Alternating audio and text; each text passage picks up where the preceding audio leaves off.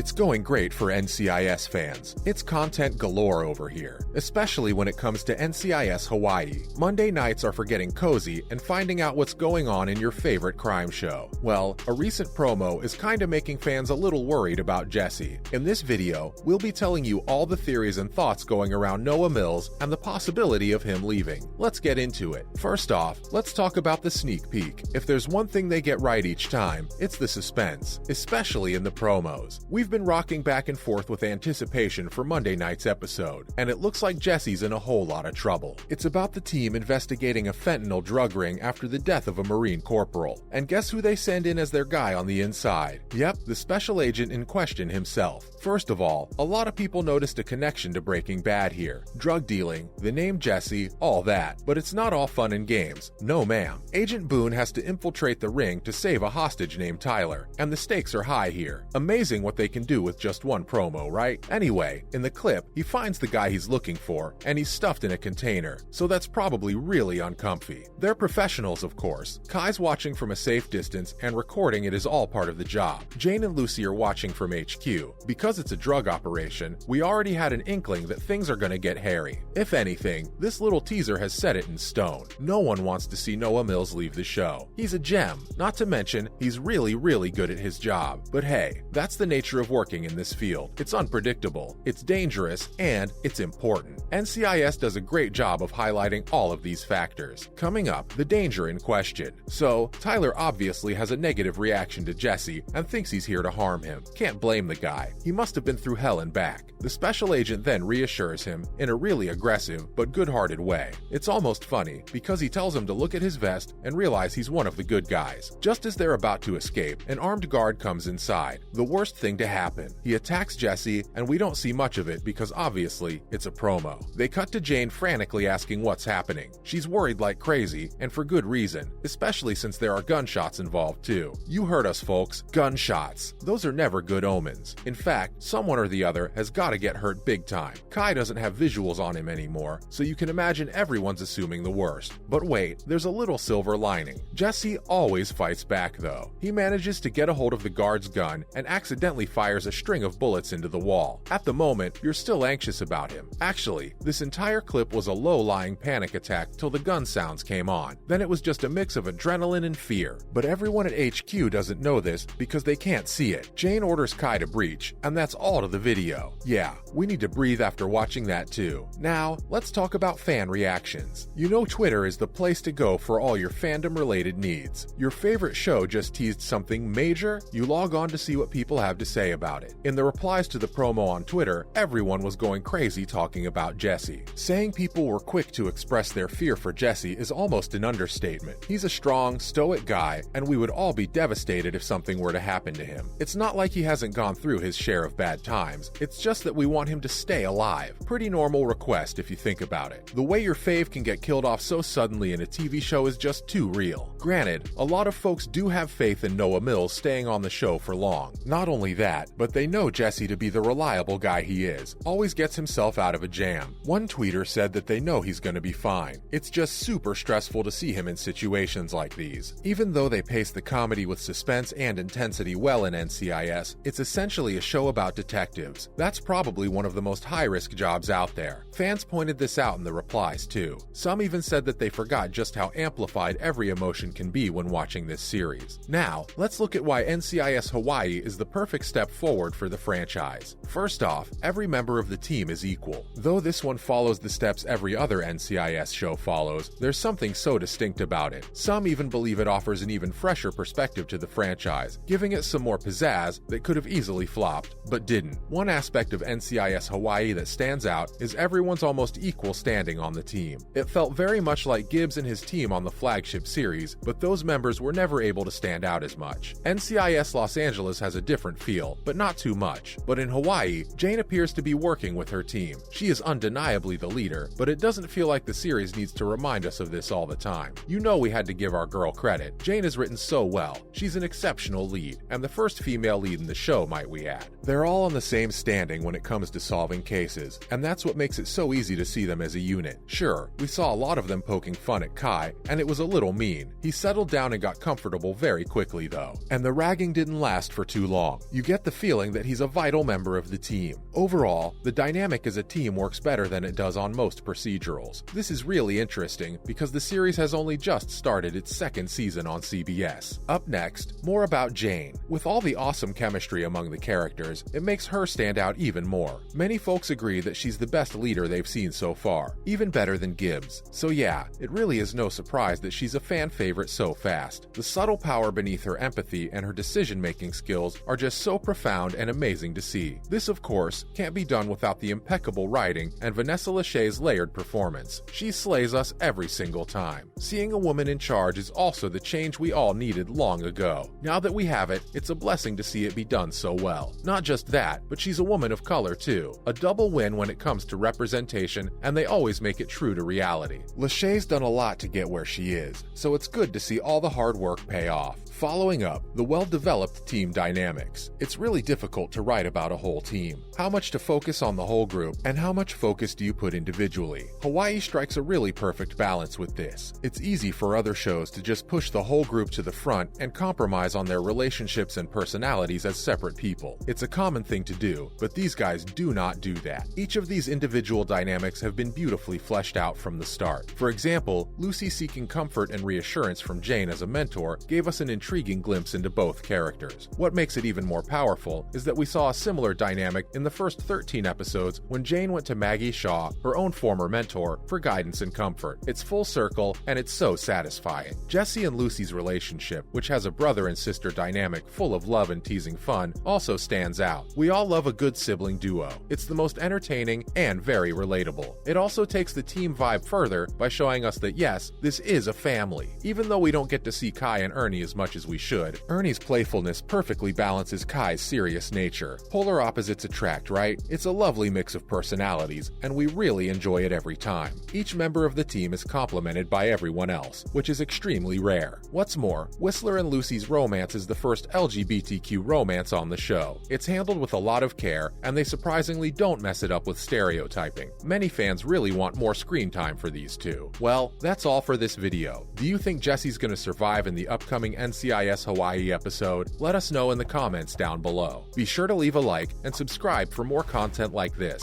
We'll see you in the next video.